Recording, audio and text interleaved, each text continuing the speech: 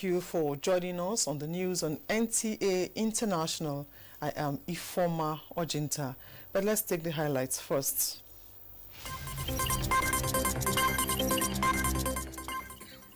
Forum of presidential candidates and political parties pass vote of confidence on INEC for conducting credible, free and fair elections. DFDA Kano State Command arrests drug baron with 50 kilograms psychoactive substance and hard drugs worth millions of naira. Experts advocate precautionary measures to prevent the world from fresh environmental and health challenges. And now the details. And political parties has passed a vote of confidence on the Independent National Electoral Commission for conducting a credible, free and fair election despite some human errors and isolated cases of thuggery and intolerance. This was at a media briefing in Abuja. Timothy Yusuf reports. The central message of the Forum of Presidential Candidates is that of Nigeria being greater than all. Therefore, the need for all to shelve personal and class interest for the overall development of the country. Chairman of the forum, Shitu Kabir Mohammed, noted that they are not oblivious of the fact that only one candidate will emerge as president. Now that President Muhammadu Buhari has emerged, they are urging the People's Democratic Party's presidential candidate, Atiku Abubakar, to accept the will of Nigerians. Why can't we use this opportunity, instead of lambasting the government, to come together, build government of national unity, bring best brain around the world to build our economy for us? This is what we are saying. Put up infrastructures. This is what we are saying. Nobody can hire us. We are not for hire. The forum also advised those in the habit of reporting Nigeria's internal matters to the international community to henceforth cease, emphasizing that it is not healthy for patriots.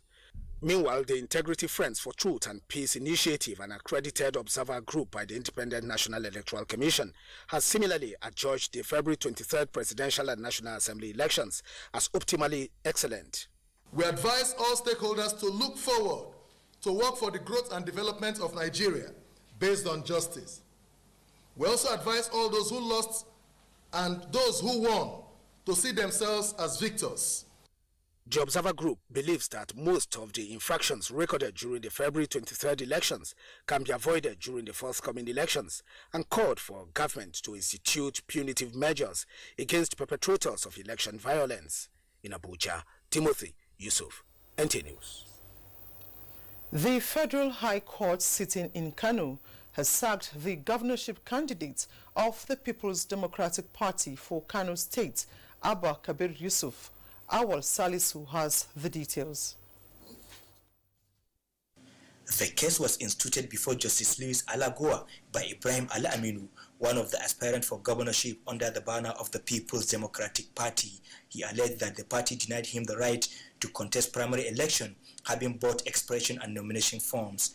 The complainant said he approached the court to interpret whether the party can go ahead to field a candidate for the forthcoming governorship elections in Kano State without conducting primary elections or not. Counsel to the plaintiff tendered before the court a document that showed the party did not conduct primary elections. Justice Louis Alagua averred that some sections of the Electoral Act insist that the party must conduct primary elections to nominate its candidates. He said failure of the party to adhere to the electoral law make PDP vulnerable without gubernatorial candidate for Kano State in the forthcoming gubernatorial elections. Justice Alagua directed that PDP should conduct fresh primary election for the nomination of its standard bearer for the forthcoming governorship elections in Kano State. Counsel to the plaintiff and that of PDP comments. As it appears now, the PDP has to put its acts together and ensure that they have another candidate between now and Saturday. We will look at it and do the needful, honestly speaking. We will look at it and sit down and look at it. In Kano, Awal Salisu, NTA News.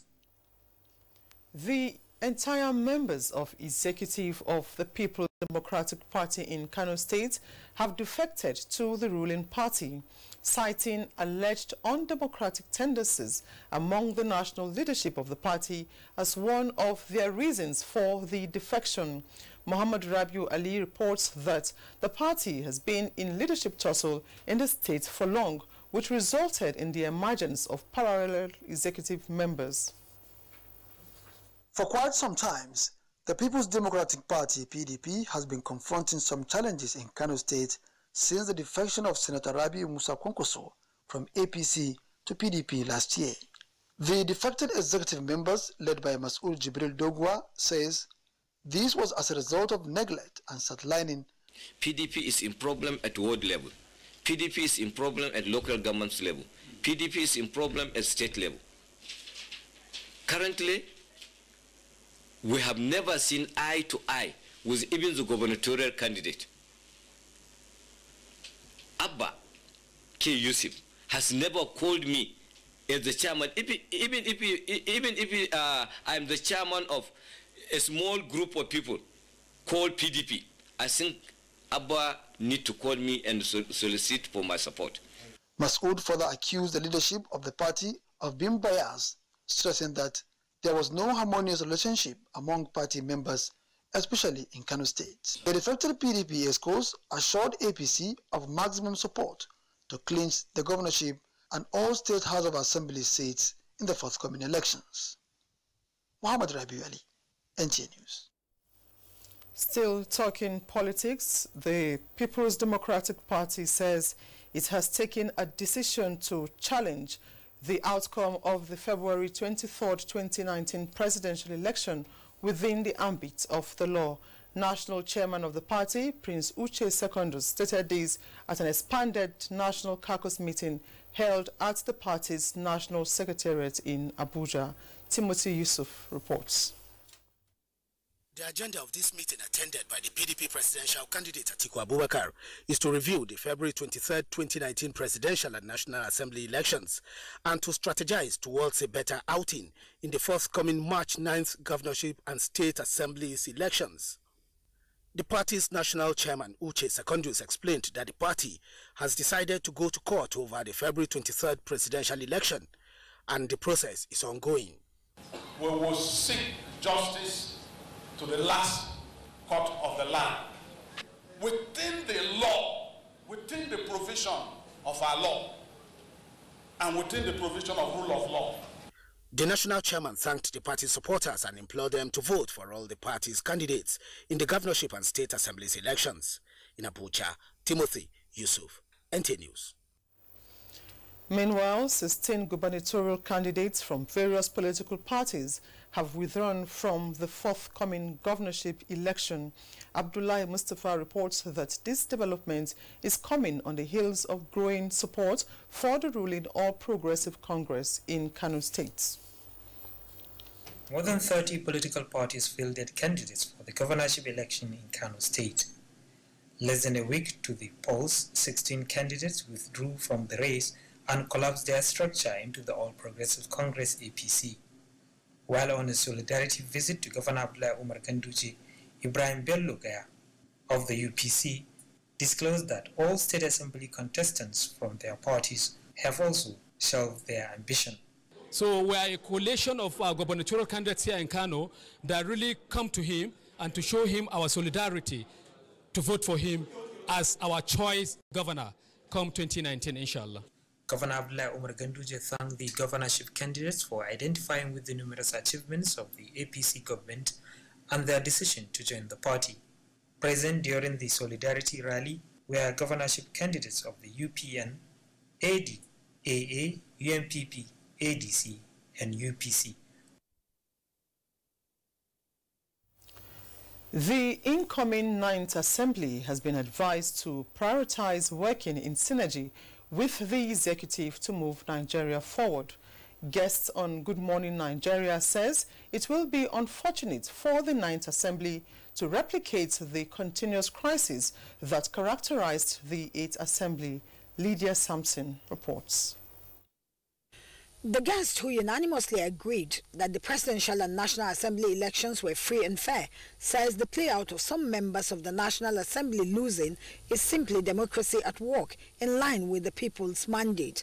They urged the 9th Assembly to be more focused and issue-driven by putting Nigeria first. The party's interference in running respective offices, I think this was purely informed by the need to take into cognizance the heterogeneous nature of Nigerian society and also give a sense of belonging to all the constituent parts of the Nigerian society. If somebody believes, for instance, in the APC, that he can partner with the PDP and that will help him emerge as a leader of the House, as a Speaker of the House, even against the permutations of the party, he will do that. And so it's money yet on Creation Day. Nobody can sit here with all certainty and determine exactly how events will play out. They called on the ruling All Progressives Party to harness their simple majority with clear programs on the party's journey to the next level to avoid ambiguities. To caution the ruling party to say, look, yes, you have a simple majority, but it is not your thought for you to be able to ride roughshod over the opposition. You cannot discountenance the opposition, but without that thought, there must be a carry along, otherwise we won't make progress. Having been elected into a chamber of the parliament through a vehicle or political party, the moment you get there, you begin to misbehave or think that you are independent. That is political indiscipline and it should not be tolerated. The guests also called for mutual respect from both the executive and legislative arm of government for the overall interests of democracy and the Nigerian project. In Abuja, Lydia Samson, NTA News. The President Buhari administration has ensured equitable funding of federal road projects across the 6 geopolitical zones of Nigeria. The Minister of Power, Works and Housing, Babatunde Fashola, said this during a media tour of federal road projects in the southwest zone of the country. Fatai Adiyeloja has details. There is no gainsaying the fact that President Muhammadu Buhari has made good his promise that funding would not be a challenge in infrastructural renewal across the 6 geopolitical zones of the country. Going by the frenetic pace of the work, what then is the take of the Works, Power and Housing Ministry on timeliness, equity, and quality? The cost of constructing 1 kilometer of road in Bayelsa may do up to 320 in the north. Fashola will eat up your head if you do any shady work for him. This new design is now taking care to strengthen the shoulders so that the road can last. By the grace of God, we're going to finish the project in time. Aside the Lagos-Ibadan Expressway, strategic roads in other parts of the southwestern parts of the country, such as Osogbo, Ilugbo, Ogbomoso, Ibadan-Ogbomoso-Ilorin Highway, are undergoing sustained reconstruction. This is in addition to the Shagamu-Benin Highway. Failures from motorists along these axes indicate things are getting better. Before they do like this, now it goes smooth. These days, we are comfortable traveling by road. We appreciate this.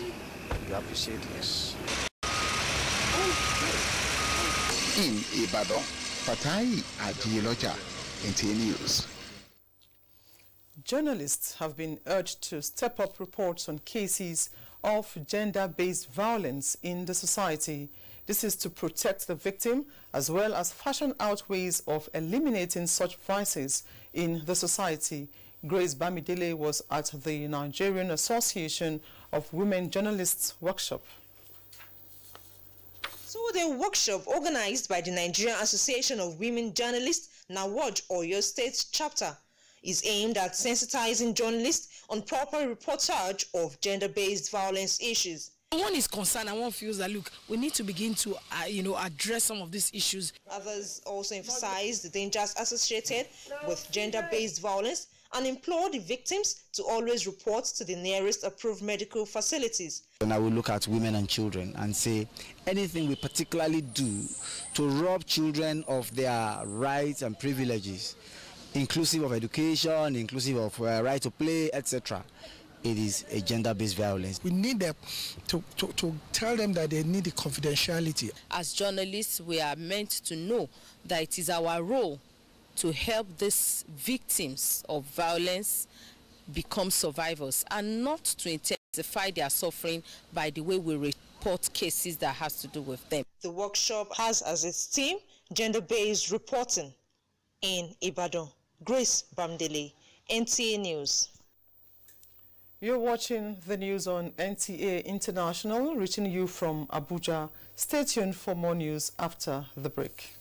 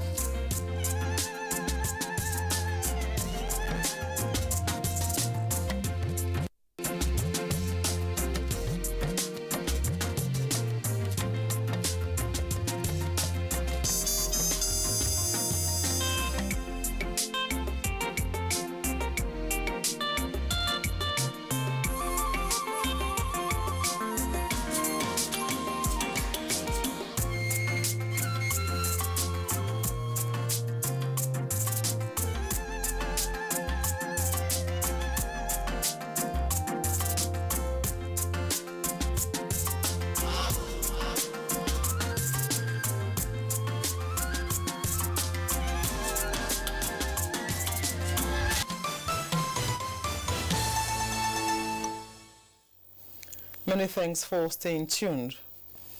Now, there are strong signals that the world may face fresh environmental and health challenges if precautionary measures are not taken to restore the decreasing rates of wildlife. Experts made the observation at an event to mark International Wildlife Day in Nigeria.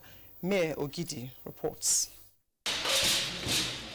They are untamed, so cruel in action, and in this cruelty lies their usefulness to humanity, as they maintain healthy ecological balance.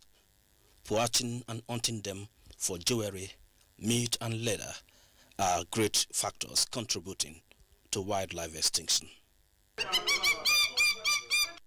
Wildlife is now a victim to modern-day trafficking. For instance, this baby chimpanzee was trafficked from Nigeria to India last year, but was intercepted in Istanbul, Turkey, and was returned to Nigeria. The buyer was waiting to get it at $12 million in India. And in Uyo, Akwa Ibom State, the Nigeria Customs Service intercepted 600 different species of wildlife on their way to Europe and handed over to the University of Uyo for practicals. These are just few cases of man's inhumanity to wildlife.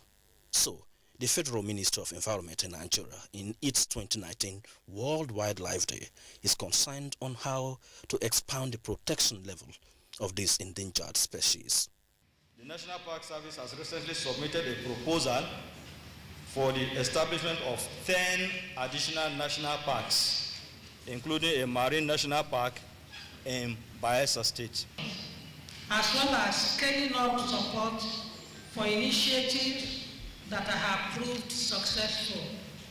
When properly taken care of, wildlife can be a major revenue earner, create conducive environment for humanity, and great breakthroughs in the nation's pharmaceutical industry. Mie Okede, NTA News. And talking security now, the Kano State Command of the National Drug Law Enforcement Agency has recorded another breakthrough with the arrest of an international drug baron with 50 kilograms psychoactive substance and hard drugs which weigh 150 kilograms and worth millions of naira. Lawal Salau Inua reports that the agency also arrested more than 100 people alleged to be involved in drugs-related offences. Items confiscated include 872 kilograms of Indian hemp, 715 psychotropic substances, 400 kilograms of cocaine, and 120 kilograms of heroin. The command also apprehended a suspect who supplies a new illicit substance known as cat, unusually produced in East and Southern Africa. I asked the man who said he will send it. Nigeria, I should give to someone in Ghana. Please put on it. I said, it is okay, allowable? It has been sent to Nigeria. He said, yes, it has been sent normally. If you're married one, when they catch you with this, you have departed from your family. And some of us that is not married yet, the time they're going to waste us and the other things, I don't think it will be better for us. For the first time in history, the command arrested 37 cocaine addicts and dislodged various points of drug abuse in the state. Despite federal government banned the importation of codeine syrup and tramadol, some Nigerians engage in the production of fake syrup and circulate across the country. Whoever is caught wanted, especially in the ongoing gubernatorial election, will definitely be brought to book. He will be apprehended and be arraigned before the Federal High Court. The commander, Abdul Ibrahim, advised politicians to refrain from encouraging the habit of thuggery through supplying of drugs to their followers. From November last year to February 2019, the command has apprehended over 250 suspects and charged many of them to court to face the wrath of the law. Lawal Sallo Inua, NTA News. Chiazalam Ekiye is standing by with stories from the financial sector. Thanks for joining me. Latest report from the National Bureau of Statistics indicates that during the fourth quarter of 2018, Nigeria's merchandise trade stood at 8.61 trillion naira, down from 9.11 trillion naira recorded in the third quarter by 460.96 billion naira. Analysis showed that the total export component of this trade was put at 5 trillion naira, while raw materials grew by 9.5%. Value of energy goods was put at 40 million naira, while value of agricultural exports rose by 115.1%. Moving to the energy market now, the Central Bank of Nigeria says it earned a total of 5.54 trillion naira from oil revenue in 2018. The Apex Bank says the amount was earned through three major revenue sources: crude oil and gas sales, petroleum profits, tax and royalties. Meanwhile, Finance Minister Zainab Ahmed says there is the need to increase non-oil revenue to stimulate the economy.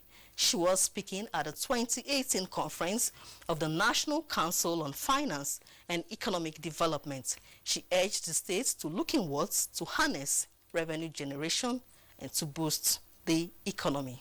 That's the package. I'm Chiazalam Eki. The news continues. Thank you, Chiazalam. And for news from other parts of the globe, here is Ado Adamu Anso. Glad to have you join us on this segment of the news. Helicopter crash in Central Island National Park in northern Kenya on Sunday, killing 4 American tourists and their Kenyan pilot. The cause of the crash is not known. However, local media say the pilot, Mario Moganga, once worked for the country's deputy president and had extensive training and experience. He had previously served as the Kenyan Defense Forces pilot, but had been working for a private firm since March 2017.